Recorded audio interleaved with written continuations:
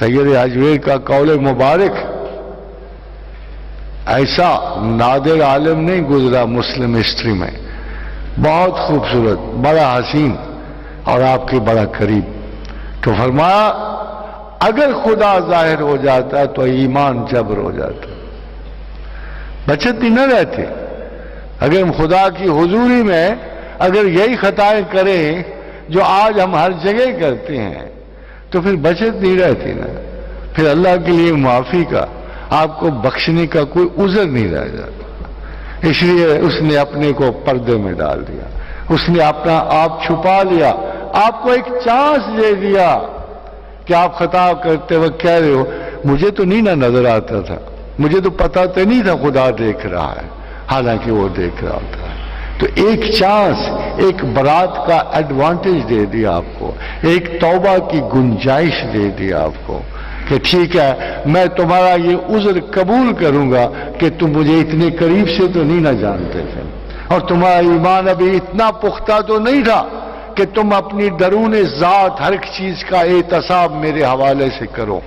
خواتین و حضرات، یہ سیلف سمپتھی ایک دفعہ آپ ہٹا لو نا دل سے، آپ کو خدا نظر آنا شروع ہو جائے گا.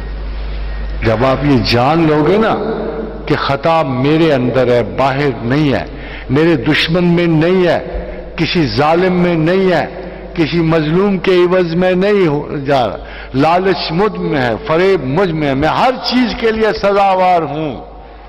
اگر اللہ مجھے پہ مہربانی فرمائے تو میری بخشش ہو سکتی ہے. اور جب یہ سیلف سمپتھی جائے گی آپ کو چیزیں بڑی عجیب نظر آئیں گی. اس سے علم بڑھتا. جب ہماری ذات کی کوئی کمی ہوتی ہے، ہمارے باطنی وجود میں کوئی کمی ہوتی ہے، جب ہمارے جانورانہ خصائل میں کوئی کمی ہوتی ہے. Don't ever believe the most famous saying of the West, بالکل جھوٹی ہے.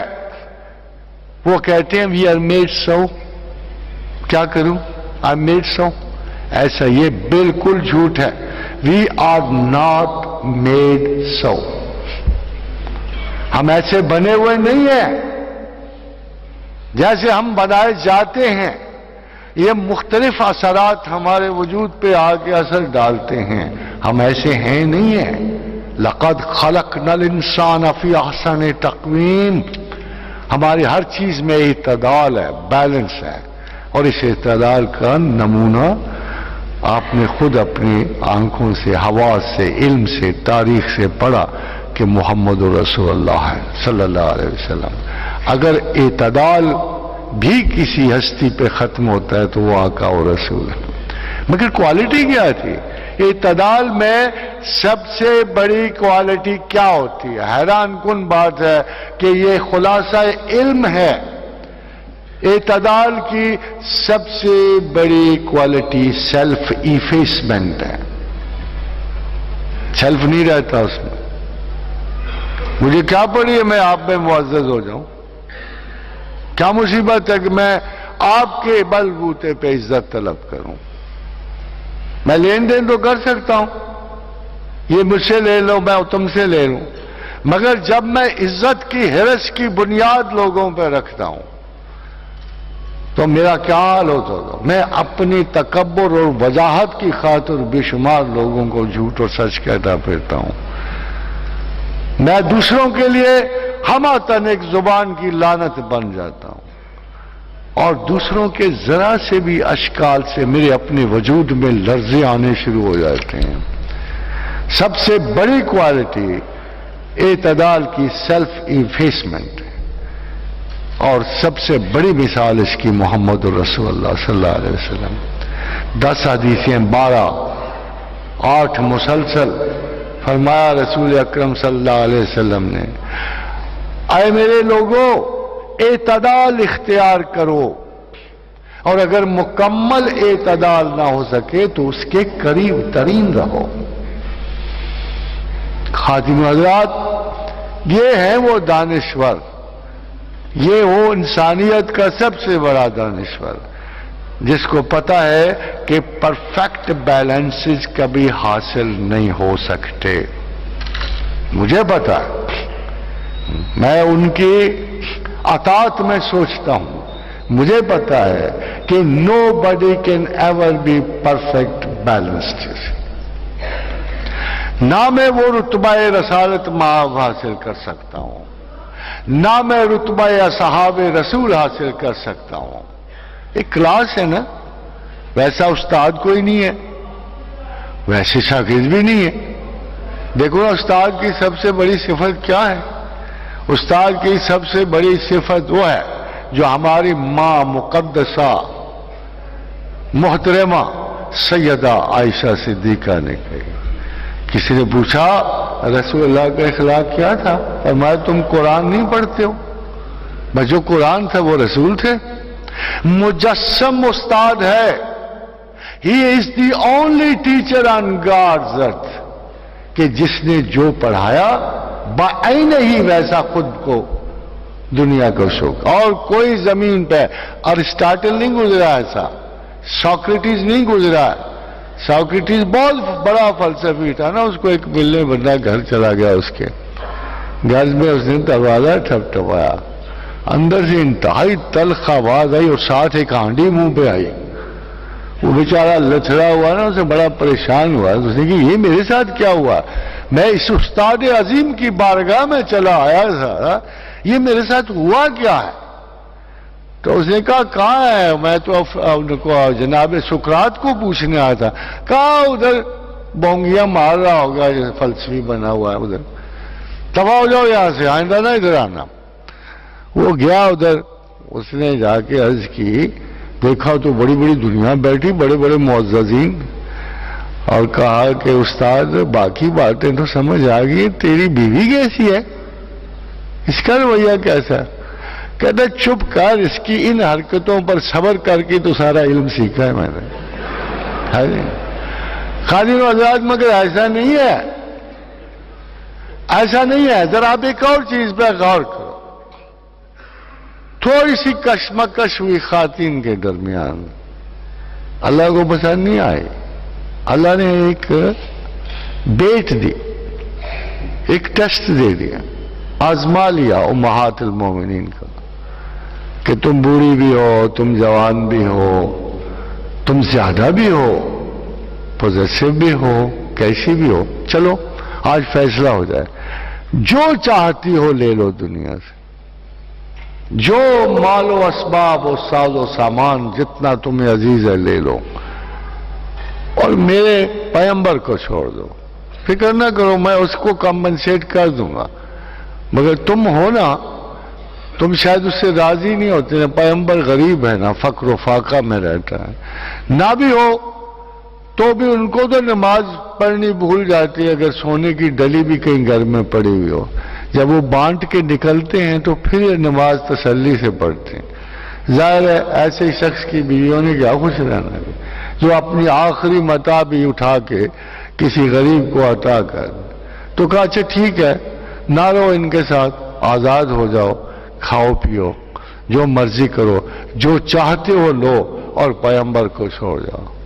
خادم حضرات یہ بھی تاریخ کا عجیب سا واقعہ ہے کہ بوڑھی تھی یا جوان تھی یا درمیان تھی، کسی خاتون محترم نے پیغمبر کو نہیں چھوڑا، کسی بھی خاتون، انہوں نے اللہ اور اس کے رسول، اس سے بڑی سچائی جو ہے اللہ کے رسول کی کیا ہو سکتی ہے کہ ایک بھی خاتون نے جدا اختیار نہیں کی، سب نے کہا، ام المومنین سودا کی عمر بہت ہو گئی تھی، رسول اللہ صلی اللہ علیہ وسلم نے چاہا کہ میں ان کو ڈیورس کر دوں، ابھی فائنل احکامات نہیں آئے تھے، تو آپ نے چاہا، تو ام المومنین نے کہا یا رسول اللہ میں اپنے آپ کے نام کے لاحقے کے ساتھ مرنا چاہتی ہوں، تو آپ میری باری کسی بیوی کو دے دیں مگر مجھے اپنے نام سے محروم نہ کریں۔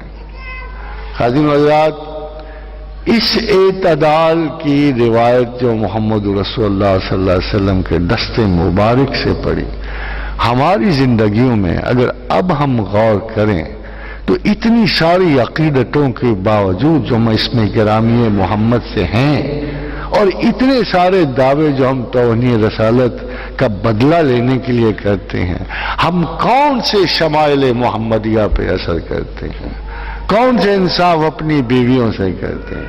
کون سی بیویاں جو ہیں امہات المومنین کی طرح اللہ کے رسول کو، یعنی سب سے بری صحبت جو ہے آج کل میں میاں بیویوں کا انالیسس کروں، آپس کیا اکٹھے بیٹھتے لڑنا شروع کر دیتے، یہ دنگا، یہ فساد، یہ دجل، یہ فریب، یہ کوئی انسانی رغبتیں تو نہیں ہیں۔ آپ کی زندگیاں اس وجہ سے نہیں تلخ ہیں کہ مال کم ہے، آپ کی زندگیاں اس وجہ سے نہیں تلخ ہیں کہ آپ کو انڈیویجولی ایقان اعتبار خداوند نہیں ہے۔ وجہ یہ ہے کہ آپ نے سوشل لیونگ کے نارمل نارمز کو بھلا دیا۔ یہ صرف نکاح میں طاقت تھی، یورپ کی عورتوں نے بھی نجات پا لی، مردوں بھی نجات پا لی، نکاح کا لفظ ختم ہو گیا، لیونگ ٹوگیدر ختم ہو گئی، کانٹریکٹ شروع ہو گیا۔ بہتر ہے آپ بھی شادی سے پہلے کانٹریکٹ لکھوایا کرو، کتنے دن رہنا ہے، کتنی مدت رہنا ہے، یہ سارے کے سارے آپ بھی بیسیکلی نکاح ہے ہی کانٹریکٹ۔ اس پہ تو جب لفظ نکاح کی بارش پڑتی ہے نا تو یہ برابر ہو جاتا ہے۔ ایک عورت بھی خدا کے نام پر ہسبینڈ قبول کرتی ہے، ایک ہسبینڈ بھی خدا کے نام پر قبول کرتا ہے۔ نکاح کی طوالت کا سبب صرف اور صرف خدا کا وہ نام ہے جو ان رشتوں پہ آ کے پڑتا ہے، ورنہ کسی کو کسی سے کیا انس ہو سکتا ہے؟ کون ہے جو مدتوں اذیت اٹھائے خاوندوں کے ہاتھوں، اور کون خاوند ہے جو ہائپر ٹینشن میں مبتلا جائے ایک زیادہ گفتگو کرنے والی بیگم کے ہاتھوں ہے؟ خان صاحب کا بھی یہی اثر ہوتا ہے، آپ کو پتا صرف طوالت گفتگو کے ہاتھوں بیزار حیات ہو گئے اور ڈیورس تک نوبت آ۔ تو خادم حضرات دیکھنا ہے کہ ہم اللہ کے لیے کیا کرتے ہیں، دیکھنا یہ ہے کہ کیا ہم اپنی ان جبلی پیکٹ سے جو ہمیں جانوروں سے ملیں گے، میں نہیں آپ کو جانور کہہ سکتا، میں نہیں کہہ سکتا آپ کو، میں آپ کی طرح کا ہوں، مجھ میں بھی بہت سارے جانور سر اٹھاتے ہیں اور بہت سارے مکر و فریب انہی سے نکلتے ہیں، مگر یہ پورا پیکٹ ہے۔ میں ایک کام کر سکتا ہوں خواتین حضرات، میں اللہ کی دی ہوئی عقل سے اپنے آپ کو سمجھا سکتا ہوں، اس کو اوور گروتھ کہتے ہیں۔ جب آپ اپنے وجود سے نکل کر کسی بہتر سلوک کے لیے جد و جہد کرتے ہو تو آپ کی صلاحیت فکر و عمل بڑھ جاتی ہے۔ It's called overgrowth. ایک چھوٹا سا بیج جو ہے جب زمین کی سطح سے باہر آ جاتا ہے نا تو پھر زمین کے اندر واپس نہیں جاتا، وہ اوور گروتھ میں چلا جاتا ہے۔ اسی طرح جب دماغ جو ہے بچپن کی حدود سے نکلتا ہے، سوچنا سمجھنا شروع کرتا، بڑا بڑا انٹلیکچوئل آپ کو فائنل سٹیج پہ ملے گا، بڑا بڑا دانشور، ان کا خیال یہ ہے کہ ان کے اپنے جو گروتھ کے نتائج مکمل ہو گئے، مگر خادم حضرات اس سے اگلی سٹیج آئے گی تو ان کو اپنا آپ بیوقوف لگے گا نا، اپنا آپ احمق تو نہیں لگتا ہے جب تک آپ اس سے اگلی منزل پہ نہیں جاتے۔ اگر بچپن کو آپ احمقانہ تسلسل کا ایک وقت کہتے ہو، اگرچہ آپ سے ہمدردی رکھتے ہو، ہم بچپن میں یہ کیا کرتے تھے وہ کیا کرتے تھے، because you have out grown. بچپن کے دوست بھی اب اچھے نہیں لگتے جو میٹرک تک رہ گئے۔ اب پڑھے لکھوں کو اگر آپ پوچھو کہ کیا اب بھی وہ آپ کا ویسا دوست کہے گا نہیں، اب اس کے ساتھ وہ مفاہمت نہیں ہو سکتی، وہ ڈائلاگ، وہ رویہ نہیں ہو سکتا۔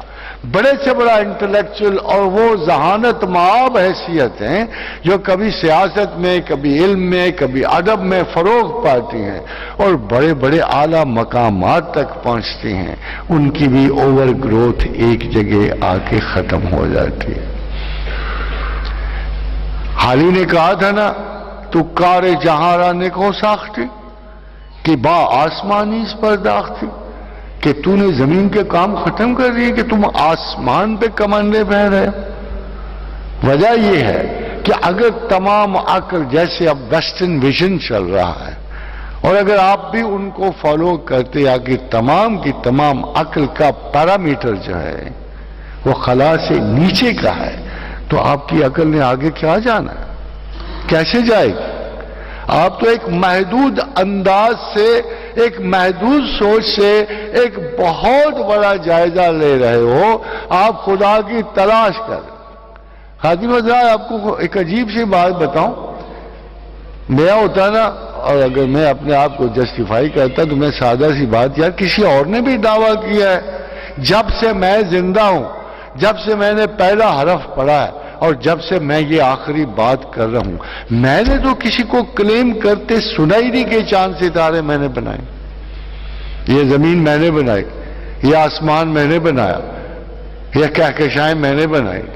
بھائی کوئی اور بھی انسان تھا، کوئی اور بندہ ہے کسی دنیا اور کائنات میں جنہوں نے خدائی دعوے کیے؟ انہوں نے بھی تو یہ کائنات بنانے کا تو کوئی دعویٰ نہیں کیا. اور یار اگر ایک ہی ہے دعویٰ کرنے والا، پھر کیا ماننے میں عذر ہے اسے آگے؟ وَلَوْ كَانَ فِيهِمَا آلِهَةٌ إِلَّا اللَّهُ لَفَسَدَتَا وَلَوْ كَانَ فِيهِمَا آلِهَةٌ إِلَّا اللَّهُ لَفَسَدَتَا. اگر کائنات میں دو خدا ہوتے تو فساد ہو جاتا، فساد ہو جاتا. بھائی وہ تمہیں بتا رہا میں نے بنائی، آپ کہتے ہیں نہیں. کیوں بھائی؟ تم کو کلیم ہے اس کے خلاف؟ اگر کوئی کلیم نہیں ہے کسی کا کائنات بنانے کا اس کے خلاف تو چپ کر کے مان لو نا یار.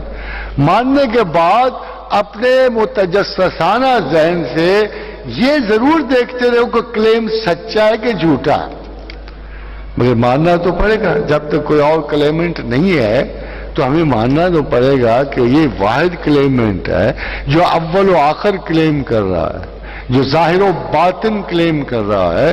تو اس کی دیکھو تو صحیح، سنو تو صحیح. اس کا انکار تبھی ممکن ہے جب اس کی کوئی بات جھوٹی نکل آئے، ہے نا؟ اگر کوئی بات غلط نکل آئے تو پھر تو ٹھیک ہے نا، پھر تو ہم کہیں گے نا. اگر یہ کلیمنٹ ایک جھوٹ بول سکتا ہے تو 10 بھی بول سکتا ہے. اگر خدا ایک غلط بات کر سکتا ہے تو 1000 بات غلط کر سکتا ہے. وہ آپ نے ڈاغ کا شعر نہیں سنا؟ تجھے نامور قسم ہے وہی دن سے رات کرنا، وہ جو ایک بات پوچھے تو 1000 بات کرنا. جھوٹ ہی بولنا تھا نا اس نے کہ تجھے نامور قسم ہے وہی دن سے رات کرنا، وہ جو ایک بات پوچھے تو 1000 بات کرنا. اب یہ باہر بیٹھا ہوا یہ صرف اتنا چسکا لے رہا ہے کہ میرا کوئی نمائندہ وہاں موجود ہے. خادم حضرات جب آپ ایک چھوٹا سا رول بنا لیتے ہو کہ مین Max 1000 mistakes but still remains a man. A man makes 1000 mistakes but still remains a man. If God makes one mistake, he is no more a God. یہی اصول ہے نا بندے اور اللہ کا، یہی اصول ہے کہ ہزارہا اگر انسان غلطیاں کرے تو وہ انسان رہتا ہے، مگر اگر خدا ایک بھی غلطی کرے تو خدا نہیں رہ سکتا.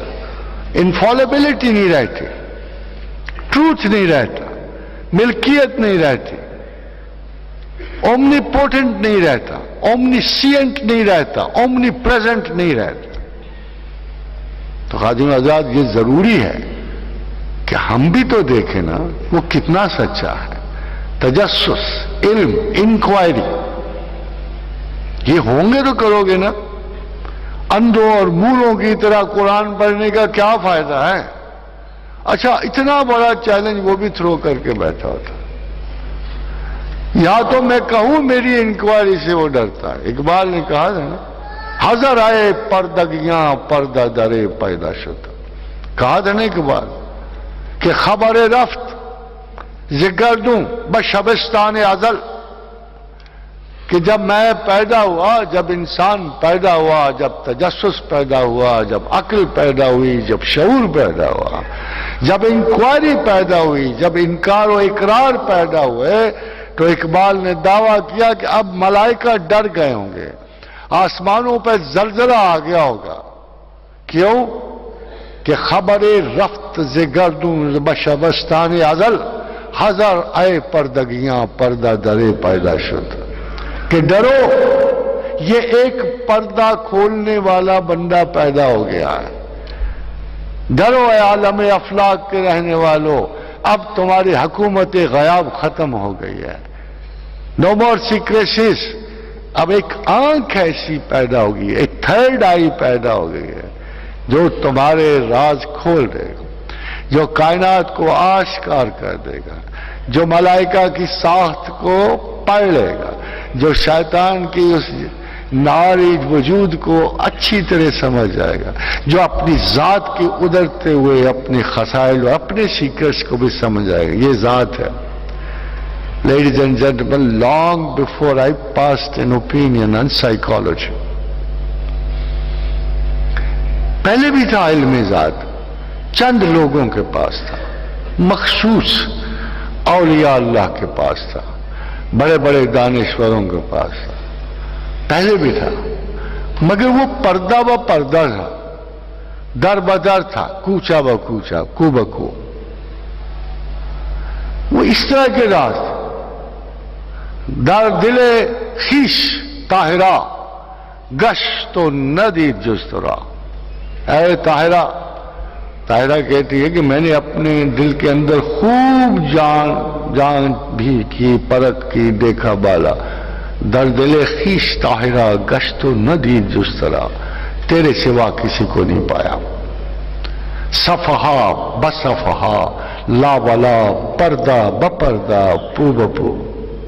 ایک ایک دل کے نقش پہ, ایک ایک ذرے پہ, ایک ایک سٹرنگ پہ, ایک ایک سٹرنگ پہ, ایٹامک باریکیوں کو میں جا کے میں نے دیکھا کہ در دل خیش طاہرہ گشت و ندید جسترا, کہیں بھی اور کچھ بھی نہیں تھا. تجلی ربانی کے سوا میں نے اپنے وجود میں کچھ نہیں دیکھا. صفحہ بصفحہ, لا بلا, پردہ بپردہ, پو بپو. خاتون حضرات, متاثر ہوتا بندہ ان اسٹیٹمنٹ سے, but still she was lying, she had to do nothing this. اسی لیے قرآن میں اللہ نے کہا کہ شعراء جو ہیں جھوٹ کی وادیوں کے سفر کرنے والے. دی کرٹیسزم از ناٹ دس. آپ کو خدا ڈھونڈنا ہوگا. خدا جو ہے تصوراتی باتوں سے نہیں سمجھ آتا, میٹر آف فیکٹ انسٹیٹیوشن سے نکلتا ہے. اللہ کو ثابت کرنے والے شاعر نہیں ہوتے, اللہ کو ثابت کرنے والے محقق ہوتے ہیں, سائنسدان ہوتے ہیں. یوت الحکمت من یشاء, جسے چاہتا ہوں حکمت عطا کرتا ہوں. ومن یوت الحکمت فقد اوتی خیرا کثیرا, اور جسے حکمت عطا کر دی اسے خیر کثیر عطا کر دی. یہ حکیم ہے جو اللہ کو جانتا ہے, یہ سائنسدان ہے جو اللہ کی باتوں کی تصدیق کرتا ہے. سائنسدان. اسی لیے پروردگار نے اپنے بہترین بندوں کا چناؤ کیا. الذین یذکرون اللہ قیاما وقعودا وعلی جنوبہم. بہترین بندے وہ, بہترین. الذین یذکرون اللہ قیاما وقعودا وعلی جنوبہم, جو کھڑے بیٹھے کروٹوں کے بل مجھے یاد کرتے ہیں. وَيَتَفَكَّرُونَ فِي خَلْقِ السَّمَاوَاتِ وَالْأَرْضِ. مگر یہ دوسرے کون سے ہیں جو ہر وقت زمین و آسمان کی تخلیقات پہ غور کرتے ہیں. خاتون حضرات, فنی سی بات ہے. In 1907 I met one of the major head of the department in America. He was a head of the quantum relativity department. اس نے مجھے پوچھا, what is the way of knowing God? میں تھوڑا سا شاعر بھی رہا ہوں نا, اس لیے وہ مکس اپ ہو جاتے ہیں کبھی کبھی. تو میں نے کہا جب طلب خلوص محبت ارتقاء پہ پہنچتی اور دل بے قرار و مضطرب ہو جاتا ہے اور آرزو پروردگار بڑھ جاتی اور کسی کل چین نہیں اب پڑتا, تو پھر ایک فریکوینسی ڈیولپ ہوتی. اس فریکوینسی میں ایک کوریڈور کھل جاتا ہے, ایک کوریڈور. اس کوریڈور کے اس کنارے پہ وہ, اس کنارے پہ میں ہوتا. بڑا مختصر ہے وہ کوریڈور. کہتے ہیں no not corridor, stairs, stairs. कि यार क्या बतुकी बात है स्टेयर्स। ये मैं नीचे खड़ा हूं, ऊपर खुदा खड़ा सीढ़ियों के ऊपर और मैं छलांगे लगाने की कोशिश कर रहा हूं। तो मुझे उस वक्त अच्छी बात नहीं लगी उसकी। वो बार बार कहे no professor, not corridor, stairs, stairs. क्या हद हो। फिर मैं आया, फिर कुछ और तालीम नसीब हुई अल्लाह के हुजूर से, कुछ मेरी कमी पूरी हुई। मैंने हदीस रसूल पढ़ी सल्लल्लाहु अलैहि वसल्लम कि महाराज अक्ल हुस्न मोहब्बत उन्हीं की जात में है। फरमाया जब जिब्रील अमी, जब हम फारिग हुए शब महराज जमीन के सफर से, तो फरमाया फिर जिब्रील मेरे पास एक सीढ़ी लाए। वो सीढ़ी इतनी खूबसूरत थी कि मैंने कभी जिंदगी में इसके पहले बार ऐसी खूबसूरत शय नहीं देखी। फिर जिब्रील मुझे उस सीढ़ी पे चढ़ा के ले गए और आसमान अव्वल के दरवाजे पे पहुंचे और किसी ने आवाज दी, हु कम्स देयर? कौन है, कौन आया है?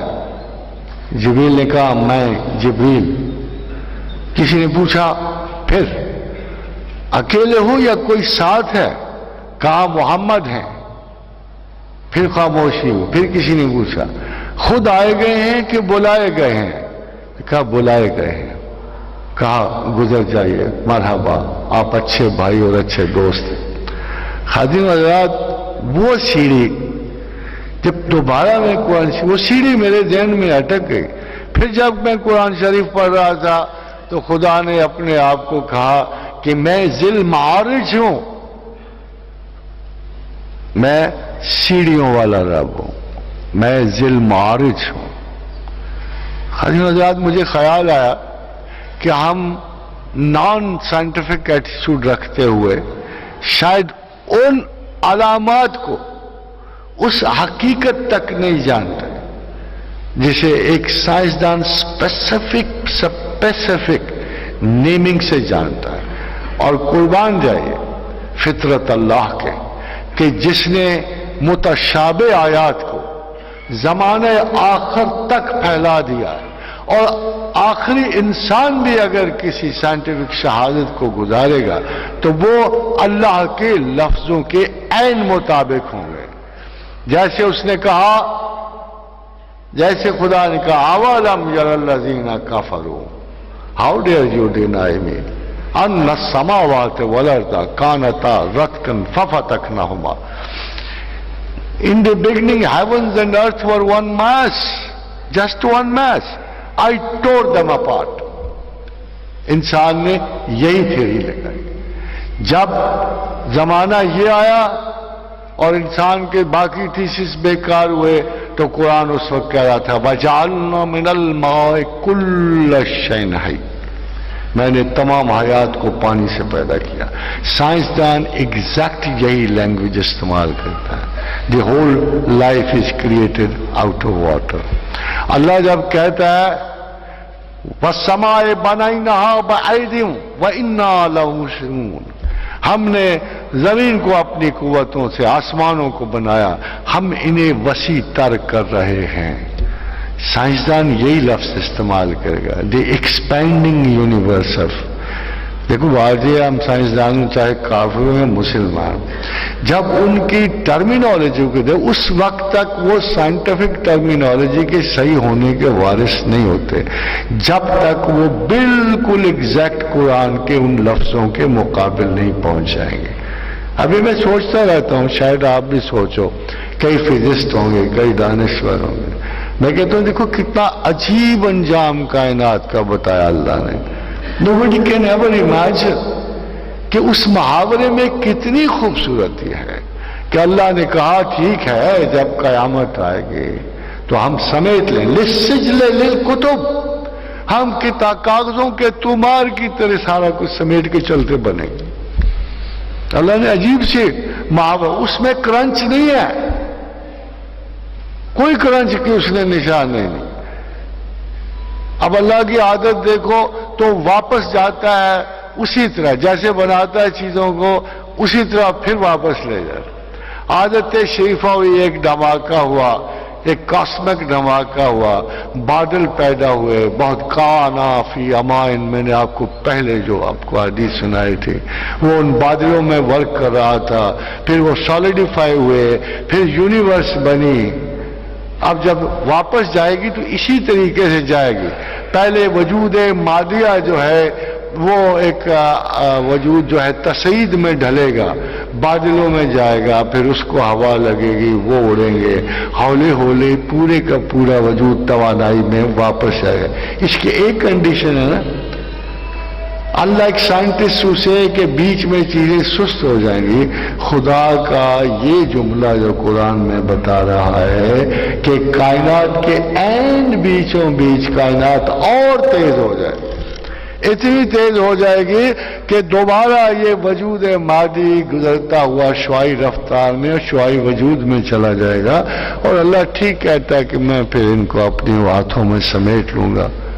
ہاتھوں کے بڑے چھوٹے ہونے کا ذکر نہیں. God is not about the size, God is what God does. Allah اپنی قوت اور طاقت سے اور اپنے ان مقامات سے، آپ نے دیکھا کبھی حدیث کہہ رہی ہے وہ بادلوں میں تھا، کبھی وہ کہہ رہے ہیں کہ وہ آسمانوں میں بلند ہوا، خود ہی بنا کے بلند ہوا. تو خدا سائز سے نہیں پہچانا جاتا. ہاں البتہ ایک اڑن تشتری آ کھڑی ہو تو ہم کتنے بھی اچھے مسلمان ہو، آواز آئے نا میں خدا ہوں، مانتے ہو کہ نہیں؟ ہم تو کہیں گے نہیں مانتے، ہم تو اللہ کو مانتے ہیں. تو کہو اللہ سے اللہ کون؟ میں ہی ہوں سارا. مانتے ہو کہ نہیں؟ تو کہہ رہے تو کس طرح کا اللہ ہے یار، ہم نہیں مانتے. کہتا اچھا دیکھ لو میں آدھا شہر مار دیتا ہوں، آدھا زندہ رکھتا ہوں، تو ادھر ادھر سے گھوم کے باقی شہر میں دیکھ لو، اگر کوئی زندہ ہے تو مجھے نہ ماننا، اگر سارے مر چکے ہیں تو مجھے مان.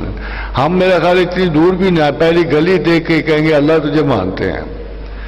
یہ وہ طاقتیں ہیں جن کے تصرف کی وجہ سے ہم وجود پروردگار کو تسلیم کرتے ہیں. اگر وہ خدا اپنی سائز سے، جیسے کسی نے کہا کہ کیا خدا اپنے سے بڑا پتھر بنا سکتا ہے؟ فسبحان اللہ.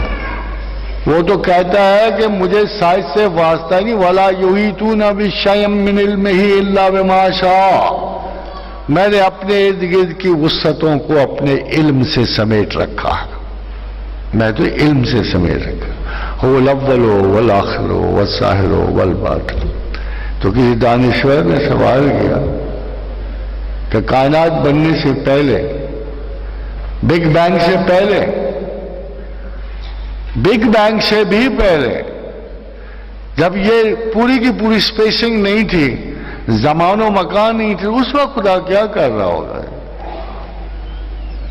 مگر یہ سوال اس لیے پیدا ہو کہ ہمیں خیال ہوا کہ اس سے پہلے خدا صاحب بیکار تھے، یا استراحت فرما رہے تھے، یا ریسٹ کر رہے تھے. ایسے نہیں تھا. یہ تسلسل کائنات اسی طرح جاری و ساری ہے. اس کی بہت ساری وضاحتیں کہ خدا کیا ہو سکتا ہے، مگر خدا ہمیشہ اپنی عادات سے پہچانا جائے گا.